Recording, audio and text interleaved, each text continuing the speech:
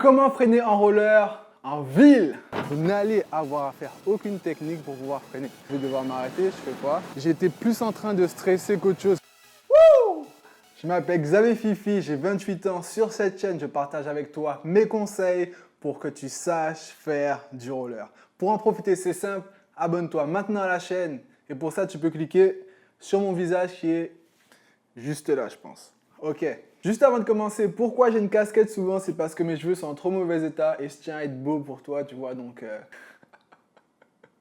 J'ai vu que tu as beaucoup aimé la première vidéo de la série Faire du roller en ville. Tu l'as fait savoir en cliquant sur le bouton j'aime, ce qui a permis à cette vidéo de battre le record de j'aime en une journée. Ce qui me fait savoir que tu aimes cette série de vidéos, alors je continue. Si tu ne sais pas quel est le but de cette série de vidéos, comment faire du roller en ville, c'est très simple, je t'explique en 2 mots. Je me filme directement en train de faire du roller en ville, excuse-moi pour la répétition. Je te montre comment je franchis les marches, comment je gère les piétons, comment est-ce que je freine en ville. Tout ce que tu vas être amené à faire en faisant du roller en ville, qui en premier abord peut te sembler difficile, même dissuadant.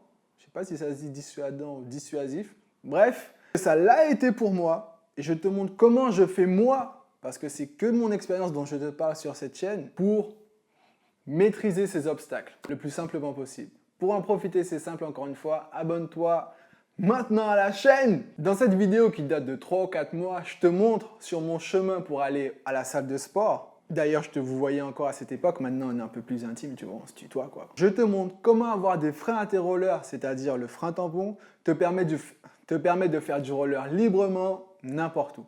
Et comment avoir ce frein tampon te permet de progresser et de gagner en confiance en toi hyper rapidement. Ok, je te laisse avec le Xav d'il y a 3 mois. C'est parti. Là, je vais aller au sport. J'ai mis mes freins à mes rollers. Normalement, je fais du roller sans frein. Je vous expliquerai tous pourquoi et comment j'y suis arrivé au cours de notre trajet. Je vais freiner uniquement avec mon frein roller. La vie est tellement plus simple. Pourquoi avoir un frein à ce roller? C'est cool. C'est parce que vous n'allez avoir à faire aucune technique pour pouvoir freiner. C'est la seule chose que vous allez devoir savoir faire.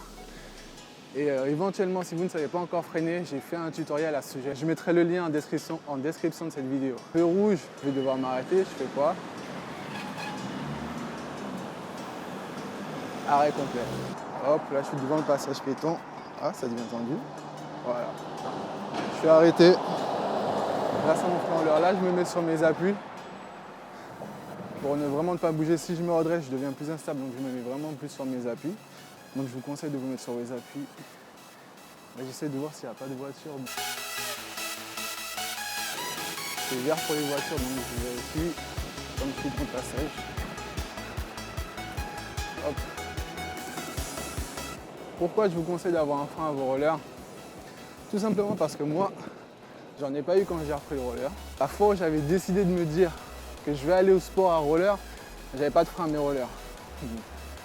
Eh ben, ça a été un calvaire. J'étais plus en train de stresser qu'autre chose. Pourquoi? Tout simplement parce que je ne pouvais pas m'arrêter efficacement à chaque intersection. C'est-à-dire comme là, je viens de passer un passage piéton. En arrivant à une intersection, vous pensez au fait que vous ne savez pas nécessairement bien freiner et vous devez en plus penser à faire correctement votre technique de freinage. Parce que si vous n'avez pas de frein roller, il faut que vous ayez une technique de freinage pour vous arrêter. Ces 3 éléments combinés font que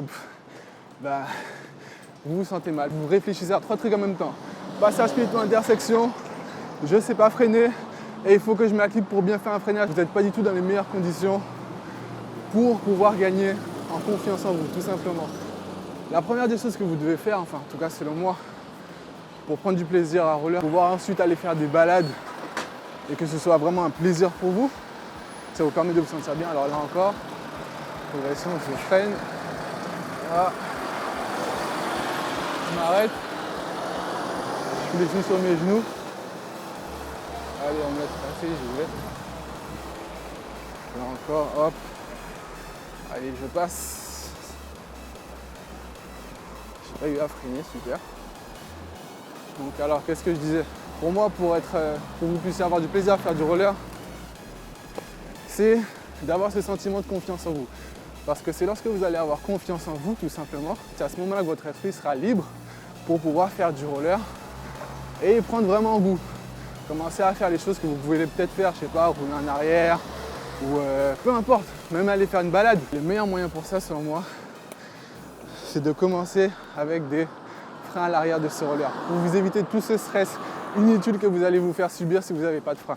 Commencez avec des freins, prenez confiance en vous, dans votre patinage, ça vous permettra de vous concentrer sur votre patinage et pas vous concentrer, voilà, je freine, il y a une intersection, hop, pas de voiture, je reprends.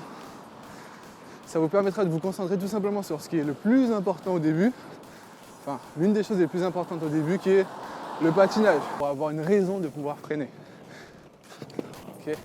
Si vous avez commencé le roller et que vous avez des rollers de free skate comme moi, et généralement ils sont vendus sans frein arrière, faites-vous plaisir.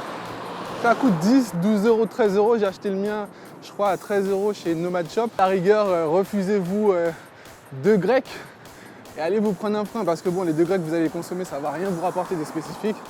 Alors que si vous investissez dans vos freins à roller, une fois que vous serez à l'aise à roller, vous pourrez, au lieu d'aller payer pour faire une activité, je sais pas, ben vous pourrez aller faire du roller. Et l'activité que vous ferez vous coûtera peut-être plus cher que 13 euros. Donc, achetez des freins à roller, mettez-en, ça en vaut la peine. Après, il y a cette histoire d'ego. Ouais, moi, ben, j'avais ça aussi. Ouais, je vais pas mettre des freins à mes rollers. Moi, je suis un grand, je sais faire du roller. Le jour, si vous devez vous ramasser comme j'ai failli me ramasser, par chance, je ne me suis pas vraiment ramassé, j'ai pu me rattraper. C'était lors d'une rando. C'était une voiture qui coupait devant nous. Un truc assez exceptionnel. Rassurez-vous, quand vous allez en rando, ce genre de truc-là vous arrive pas, mais bon voilà. Donc, au lieu de vous faire des frayeurs et pouvoir peut-être vous faire mal, allez, un petit frein.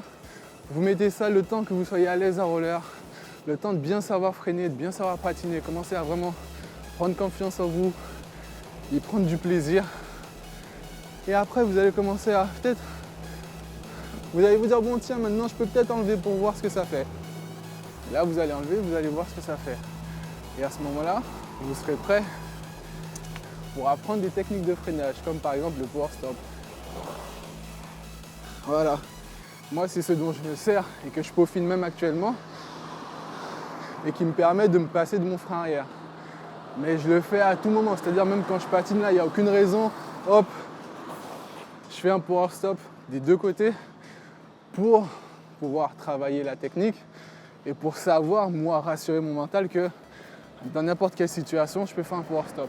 Là, je ne vais pas le faire du pied droit parce que quand vous avez un frein roller, un frein tampon, là, le feu est vert, donc j'ai même pas besoin de freiner, c'est cool. Je vérifie quand même que les voitures ne devaient pas s'engager. Là aussi, pareil, bon, c'est passé au rouge tout à l'heure là. J'étais déjà engagé, donc je finis de passer. Et qu'est-ce que j'allais dire? En plus, je crois que c'était plus ou moins intéressant. Oh mince. Bref, j'arrive à une intersection. Hop. Ici, je ralentis. C'est des pavés, donc c'est un peu délicat. Et j'ai quand même réussi à m'arrêter qu'avec mon frein tampon. Je vais aller appuyer sur le truc piéton, sinon je peux patienter super longtemps ici. Yes. Oh là là, je disais quoi? Ça va me revenir, à l'examen, ça va te revenir. Oui, voilà. Faire un power stop avec le frein tampon, c'est pas ce qu'il y a de mieux. Pourquoi? Parce que vous avez des vis qui viennent sur le côté. Alors, je vais vous montrer les vis.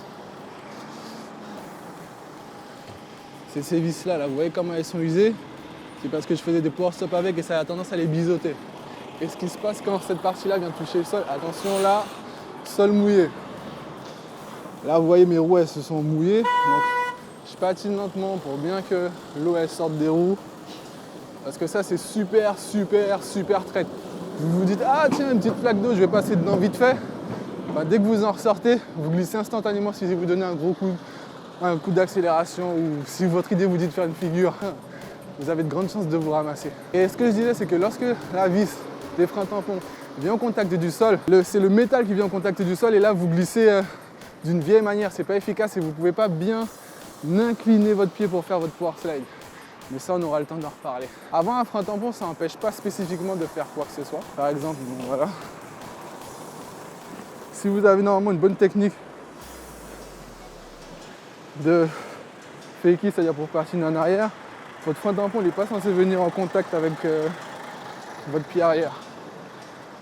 Cependant, quand vous apprenez à patiner en arrière, eh ben ça peut arriver. Donc je vous déconseille d'avoir un frein tampon à vos rollers et de tester de patiner en arrière si c'est vos premières fois. Aujourd'hui j'ai de la chance, il n'y a pas beaucoup de voitures sur ma route. Donc là c'est une intersection. Normalement je devrais freiner mais j'ai de la chance. Donc je freine pas. Dommage un peu pour vous. Pour moi c'est top. Donc voilà, il y a une intersection, je freine un peu histoire de... Yes. Moi j'ai pas beaucoup eu à freiner. Je vais faire quand même un petit freinage. Alors, je fléchis mes jambes, j'avance ma jambe avant, pression du talon sur le sol. Et je vais à bien pousser avec mon talon pour exercer une bonne pression de freinage. Et vous freinez naturellement. Tiens, on va faire un petit saut ici. Yes. Ah là c'est super utile. Le frein tampon, alors là je vais pas m'en priver. Alors cette descente là, c'est celle qui me fait travailler le plus. Par exemple, ce genre de freinage, c'est-à-dire qu'ils appellent chasse-neige. Être comme ça. Et là, pas besoin du chasse-neige. Vous avez votre frein tampon, allez hop. Qu'est-ce qui se passe? Vous avez le temps de saluer n'importe qui. Coucou. Vous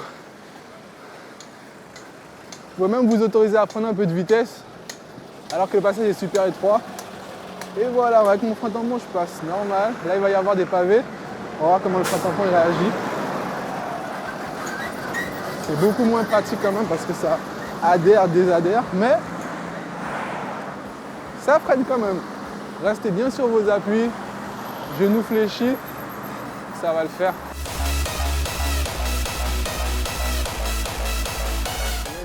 Sachez que faire du roller sur la route, c'est interdit pour des rollers, puisqu'on est considéré comme des piétons. Il n'y a aucune législation spécifique aux rollers. Jusqu'à maintenant, c'est entre guillemets, ils appellent ça un vide juridique. Jusqu'aux dernières nouvelles. Tiens, là, je vais un peu sur la route. Donc moi, ce que je fais, j'y vais, je prends mes précautions, je reste sur la droite, je regarde de temps en temps derrière. Et je regarde aussi s'il n'y a pas une voiture de police, au cas où. Comme ça, dès que je la vois, hop, je vais sur le trottoir. Et je regarde aussi si ça ne devient pas trop dangereux, s'il n'y a pas une circulation trop dense qui arrive derrière moi. Je préfère me rassurer et rassurer les automobilistes par respect pour eux parce que c'est une voie qui est faite pour eux. Donc je me mets sur le trottoir. Hop, je freine, il y a des gens. Tranquille. Allez hop, là je recommence. Normal, hop. Je passe un peu sur le côté. Hop là. Et voilà. En souplesse. Alors que si j'avais pas mon frein tampon, j'aurais dû faire une technique. J'aurais dû y penser à ma vitesse, ma trajectoire, est-ce que je vais m'arrêter à temps. Là, non, hop. Fini. Mettez un frein tampon, ne serait-ce que pour le début, pour avoir confiance en vous. Une fois que vous aurez confiance en vous, votre confiance va alimenter votre confiance. Le fait tout simplement de faire du roller va améliorer votre confiance en vous pour faire du roller. Vous pourrez faire de plus en plus de choses, aller de plus en plus loin. Vous aurez moins peur de l'inconnu parce que vous ne connaissez pas la route ou comment c'est. Vous aurez plus confiance en vous. Alors que lorsque vous débutez à roller, cette confiance en vous, vous devez la construire. Et vous ne pouvez pas la construire en ayant peur. Vous devez la construire par d'autres moyens. Et cet autre moyen, c'est de vous libérer l'esprit. Là voilà, frein tampon. Le feu il est rouge, donc j'attends. Tranquille.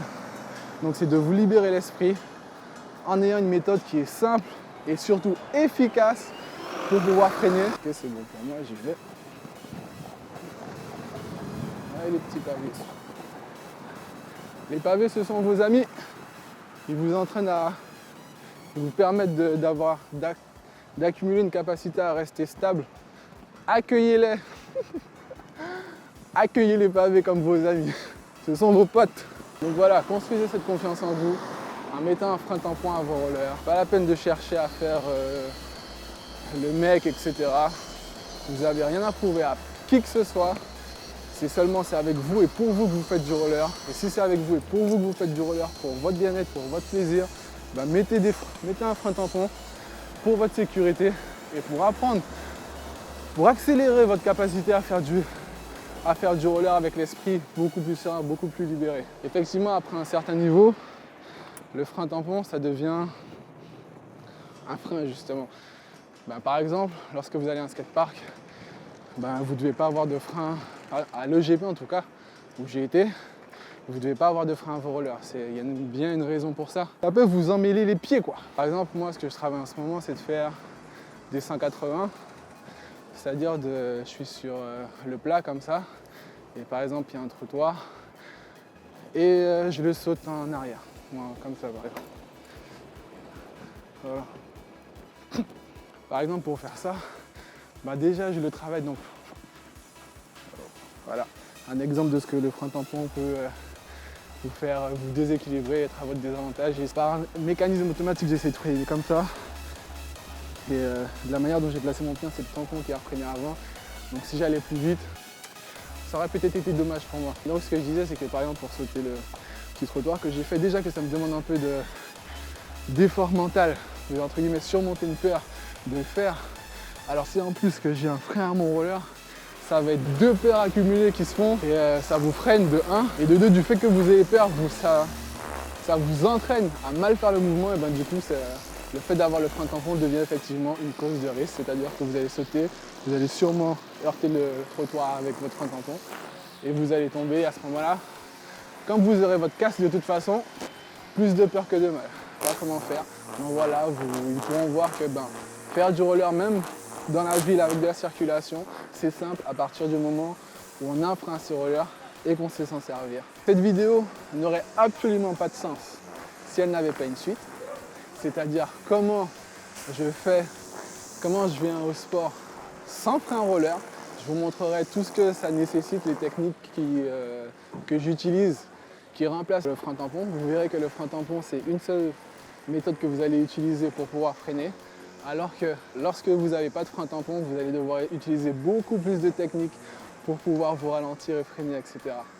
Donc je ferai une vidéo, je ferai un comparatif clair avec avoir un frein tampon et ne pas avoir de frein tampon. Ok, j'espère que tu as aimé cette vidéo. Si c'est le cas, laisse-le savoir comme d'habitude en cliquant sur le bouton j'aime, en la partageant à tes amis qui peuvent en avoir besoin et ou en laissant un commentaire. Pour profiter de toutes les astuces que je te donne dans ma chaîne YouTube et dans cette série de vidéos comment faire du roller en ville, c'est simple, abonne-toi maintenant à la chaîne pour profiter pleinement de tes rollers. J'ai un cadeau pour toi. Si actuellement tu penses te mettre au roller ou alors tu es débutant et tu rencontres des difficultés à faire ou à te mettre au roller, je sais ce que c'est pourquoi je t'offre un atelier vidéo pour que tu saches débuter à roller et ça rapidement, quel que soit ton niveau. Si tu penses te mettre au roller et que tu as des limitations du genre le regard des autres, tu penses être trop vieux, tu n'as pas le temps, je te donne une solution à chacune de ces questions. Si tu ne sais pas choisir tes rollers,